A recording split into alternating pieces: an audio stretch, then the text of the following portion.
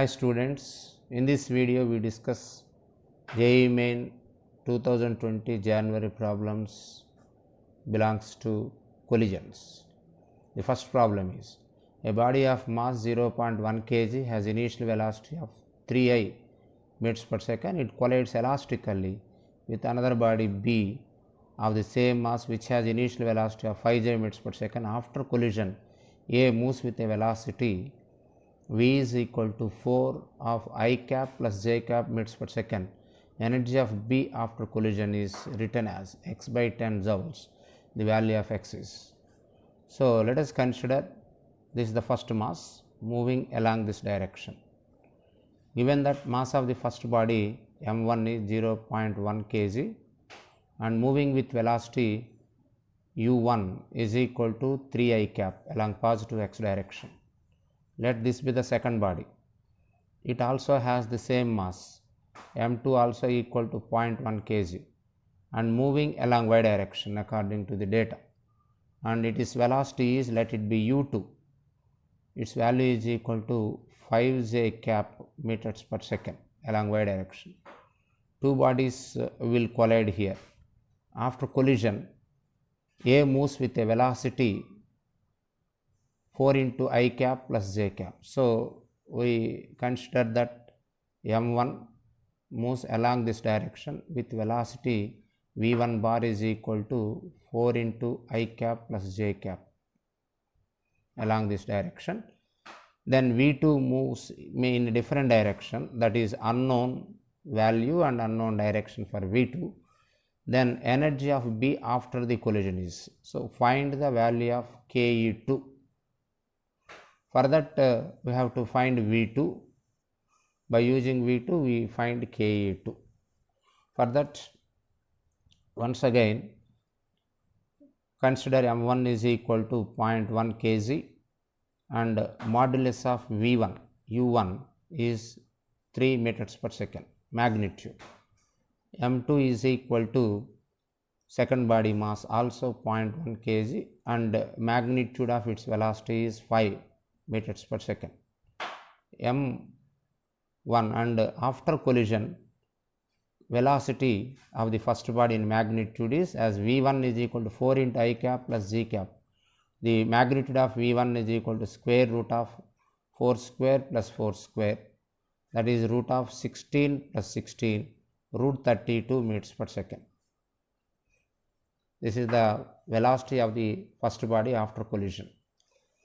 Then as this is elastic collision, as elastic collision satisfies law of conservation of momentum and law of conservation of kinetic energies. Sum of the kinetic energy of the bodies before collision, half m1 u1 square plus half m2 u2 square is equal to sum of the kinetic energy of the bodies after collision, half m1 v1 square plus half m2 v2 square. According to elastic collision, we use the sum of the kinetic energies before collision is equal to sum of the kinetic energies after collision.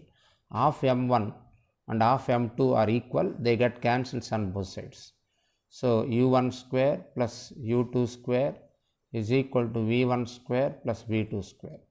u1 square is 3 whole square, that is 9, plus u2 square means 5 whole square, that is 25, and v1 square is 32 plus v2 square. 9 plus 25, 34 is equal to 32 plus v2 square.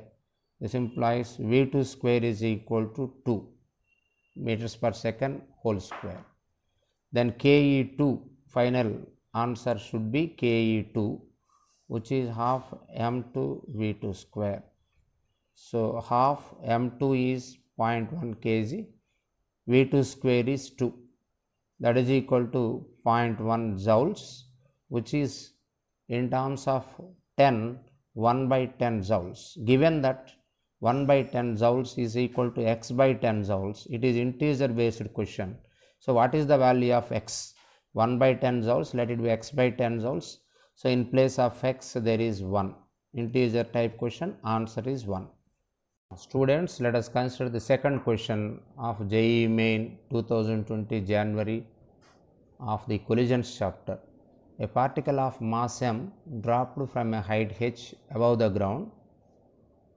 At the same time, another particle of the same mass is thrown vertically upwards from the ground with a speed of square root of 2gh. If they collide head-on completely inelastically, time taken for the combined mass to reach the ground in units of root of h by z. So, let us consider a tower whose height is h. A body is dropped, so its velocity should be 0. Simultaneously, another body is projected with velocity u naught is equal to root of 2gh. In given data, from the bottom, body is thrown with velocity u naught is equal to root 2gh. Another body is dropped. They are traveling along the same straight line and they collide each other after time t. During this time t, the simple straight formula for the time after which they will collide has a straight equation, that is equal to h divided by u naught. H divided by u naught. So, h is equal to given height from which body is dropped, u naught is equal to root of 2gh. So, time after which they will collide is square root of h by 2z. During this collision, the projected body gains velocity u1, dropped body gains velocity u2. Velocity gained by projected body is u1 is equal to body projected vertically upwards velocity u0 minus gt. u1 is the velocity gained by the projected vertical upwards body at the time of meeting, u0 minus gt. u0 is equal to root 2gh minus g into t is equal to square root of h by 2z. So, that is equal to root 2gh minus take g into the square root, it becomes square root of gh by 2. So, root gh common into root 2 minus 1 by root 2, that is, so root 2 minus 1 by root 2, root 2 LCM 2 minus 1 by root 2, that is 1 by root 2, it becomes square root of gh by 2. This is u1. At the same time, the dropped body gains velocity u2. u2 is equal to gt in magnitude. G into t is equal to square root of h by 2z, that is equal to square root of hg divided by 2, u2 value. This is u1 value and this is u2 value. But by giving importance to the direction, u1 is in positive y direction, u2 is in negative y direction. So, to substitute these values in the law of conservation of momentum, we write u1 is equal to root of gh by 2, whereas u2 in negative y direction moving downwards, so minus root hg by 2. They are equal in values but opposite in direction. Now, during the collision, apply law of conservation of momentum. Common velocity after collision, because it is a perfect inelastic collision in the given data. In perfect inelastic collision, m1 u1 plus m2 u2 by m1 plus m2 is the expression for common velocity. u1 and u2 are equal in magnitude, opposite in direction, hence they cancels each other, mass also cancels each other, and the u1 u2 are equal in magnitude, opposite in direction, m1 m2 are also equal in value, hence they cancel each other, common velocity is 0. So, after collision, the two bodies combine together and comes to rest. Then it falls like a freely falling body from the height h1. From the height h1. h1 is equal to height at which the collision takes place. That is equal to u naught into t minus half gt square, second equation of motion. U naught t minus half gt square is the h1 at which collision takes place. So that is equal to u naught into t is simply equal to h, because t is h by u naught from this formula. So u naught into t also equal to h minus half g into t square is equal to h by 2g. Already we calculated t value, here t square is h by 2g.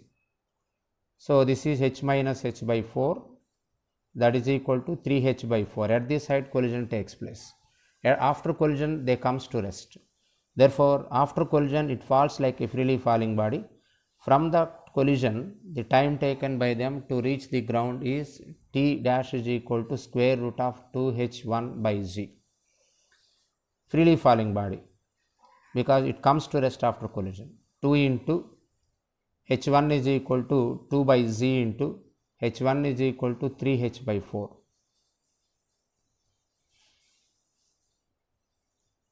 So it is root of 3 by 2 into root 3 by 2 into root of h by z.